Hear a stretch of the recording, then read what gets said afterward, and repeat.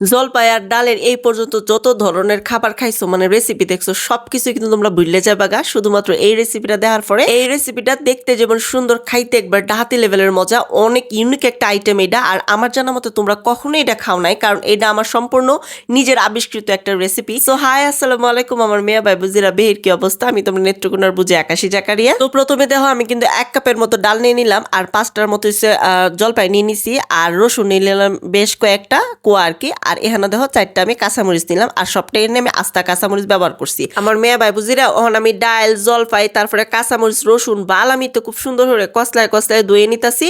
আর এখানে কিন্তু অনেক ধরনের ধুলাবালি তাহে, তো এইভাবে আর কি বালামি তো ধুয়ে নিতে হইব।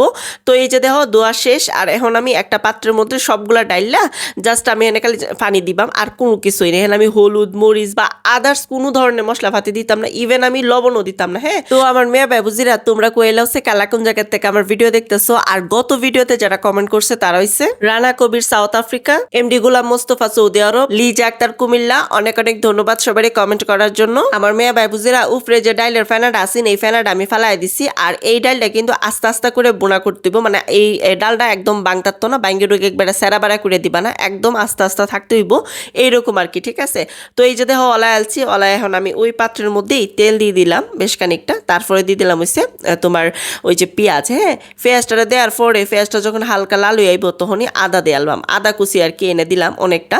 এনে আমি রসুন কুচি দিতাম না, অনলি আদা কুচি, এটা কিন্তু মাথায় রাখতে হইব।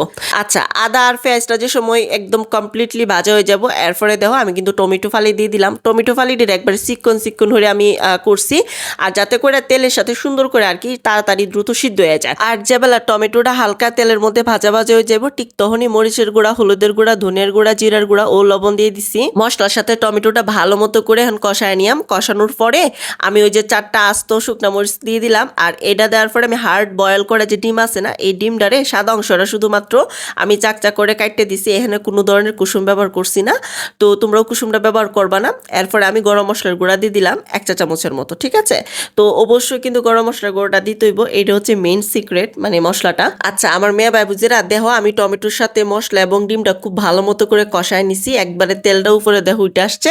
এরপরে দেখো আমি জলপাই ডালটা দিয়ে দিছি, দিয়ে একটু খুব সুন্দর করে নাড়ায় চাড়ায় এখন আমি একদম মাজার একটু হাই হিটে আর কি প্রথমে এইটা আমি রান্না করা, তারপরে একবারে মিডিয়াম টু লো হিটে এটা আর কি আস্তে আস্তে করে তোমার এই পানিটা শুষে নিতে হইব। যখন দেখবা যে আবার তেলটা উপরে ভাসা আসছে, ঠিক তখনই যেটা করবা ওই যে ধনে পাতা আছে না, বেশ খানিকটা ধনে পাতা কিন্তু দিয়ে দিবা। আর এখন কিন্তু ধনে পাতা আমাদের হাতের নাগালে পাওয়া যেতেছে, দামও কম, কিন্তু ধনে পাতা না দিলে কিন্তু মজা লাগতো না, এটা আমি আগে ভাগে কইতাছি।